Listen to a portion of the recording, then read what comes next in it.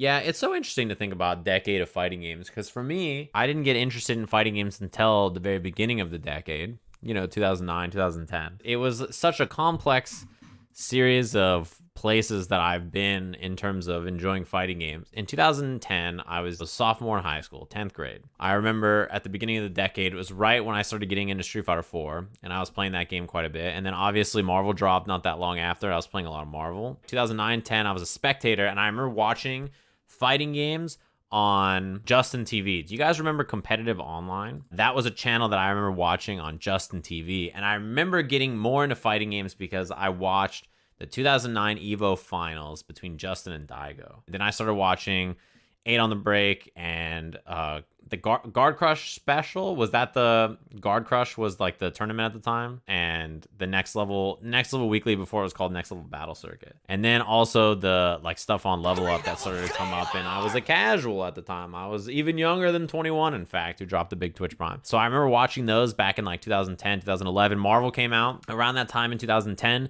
I knew that I really liked creating stuff and I wanted to do public speaking. And as I was learning fighting games, the fighting game content was so bad to learn. There was not a lot of good video content.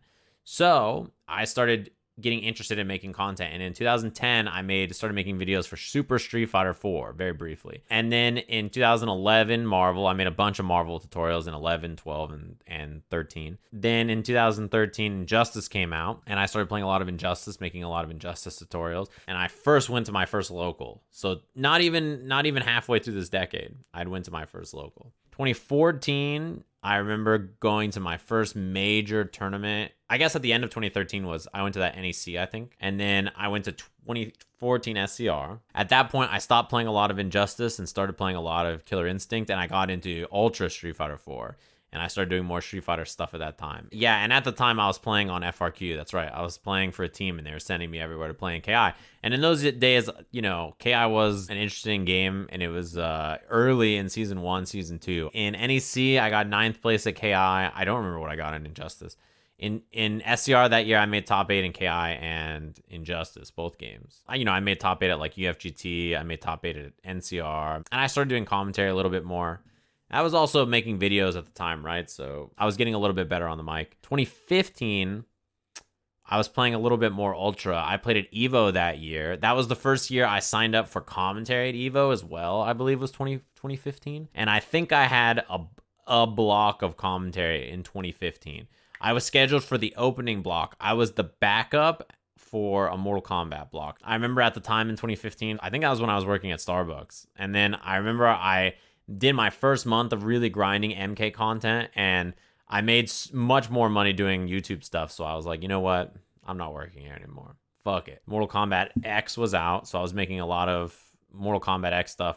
Still playing KI, starting to get into Ultra. And then that's when Wednesday Night Fights and Super Arcade had their big split. Super Arcade and Valle had their beef, and they split.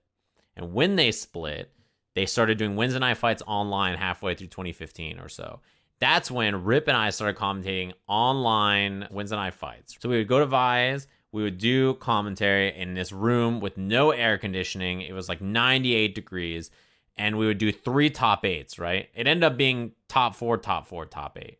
So like a 5-hour shift. Street Fighter 4, Mortal Kombat X, and Killer Instinct. Those are the 3 games. And then I got hired to do SCR that year in 2015. That was like the first big tournament I ever got hired to commentate. For that year, I went to UFGT. That was the last UFGT X, I think, or was that Combo Breaker that year? That was Combo Breaker in 2015. I made top 8 with Maya that year. Top 8 winners in KI. I went really last minute, actually, to Combo Breaker. I wasn't planning to go. By the end of 2015, I had started to do more commentary, more YouTube stuff. 2016 came around. Street Fighter 5 came out. I was working with Steve a bit more. Steve and I started doing some more commentary, and then that's when I went full time. I went from not playing, like barely starting in fighting games in 2010, halfway through the decade, I started to do a commentary, and then in 2016, I started doing it full time. That was at the beginning of 2016. 2016 was the first full year of commentary.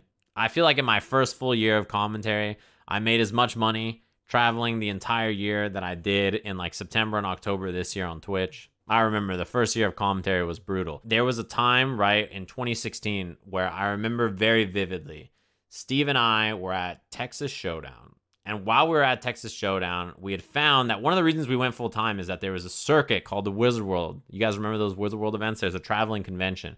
And they had a year-long circuit where Tekken 7, Street Fighter 5, and Naruto were like their 3 draws that they wanted people to come to. And obviously that was the first time Tekken 7 was playable in the US, so it was like a big draw for a lot of people. So Steve and Rip and I and Mark all commentated the Wizard World events for all of 2016, and that was like the commentary boot camp. Every single month, we would do 1 or 2 a month of these Wizard World events, traveling around and doing them. And at the time, these things paid incredibly compared to everything else we had. So this is we were holding on to these.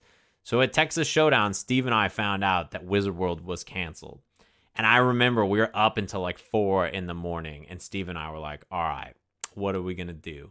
We're going to be broken homeless if we don't figure out a way to thank Laser Pew Pew for dropping the big 5 gifted. Thanks very much. We're up in the middle of the night like, what the fuck are we going to do? We need money, bro. Like, what are we going to do? If we lose these Wizard World gigs, we don't have enough tournaments. And I remember I was like, bro, I'm going to go home and start streaming. I'm going to start doing this and that. I was like, I got to start doing something to make some extra money. Wizard World got uncanceled.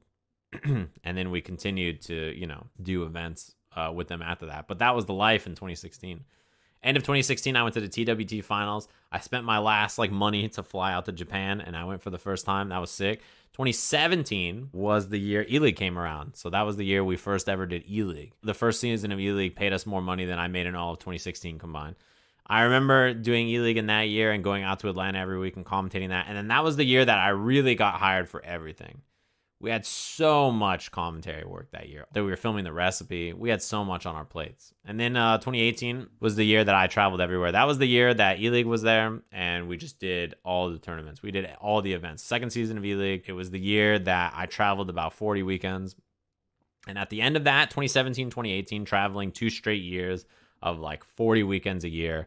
That's when I was like, you know what? In 2019, fuck all this traveling shit.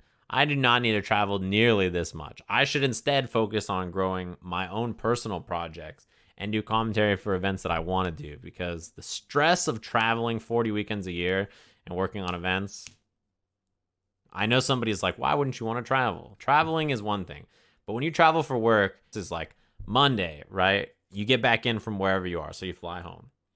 Tuesday, Wednesday, I was doing Tuesday, we were doing the Tuesday show, Wednesday night fights. Thursday, get on a plane. Friday, Saturday, Sunday, you go from hotel, convention center, hotel, convention center, hotel, convention center, fly home Monday. Tuesday show, Wednesday night fights. Thursday, fly again. That was my schedule. I traveled maybe 14 or 15 straight weeks or something in that time. And then I'd have a week break and then travel 5 weeks in a row, and then a week break and then travel 7 weeks in a row, right? That was my schedule. It's too tiring, too stressful. Not enough time at home to work on your own stuff. Not enough time to sit at home and have a personal life. You just spend your life on the road. So this year I was like, I should work on my own stuff. I should stream more. I should work on the YouTube more. The YouTube channel is almost doubled in subs. Pour one out for Magic Moss working on the YouTube channel. We started the year at 30,000, I think, right? And we're at 55,000 subscribers. I have over 10 times as many Twitch subs as the start of the year, which is pretty good, right? For reference, the beginning of the year, my stream had about 100 subs and averaged about 200 to 300 viewers, I think. End of the year, we're around 11 to 1,200 subs, and our average for the month is about over 1,000 viewers. Dollars, it is dollars, but it's also took an incredible amount of time and effort and work to get here, and also giving up gigs like events to focus on streaming. So that's money lost versus money gained. I remember many years ago, I was talking about how great it was to travel and how I really liked doing all these tournaments and everything. And I remember Eris came to me and said, fuck all that shit. You should start streaming more. I know you like traveling, but you should stream more. Streaming's great. And I was like, streaming? Yeah, you're probably right. I should do it more. But I didn't take it as seriously as he suggested. He was correct. Correct. Then you'll become a hermit like Eris. People always say that. They say, Sajam, you're just going to stay inside and stream now like Eris. I went to 20-something events this year.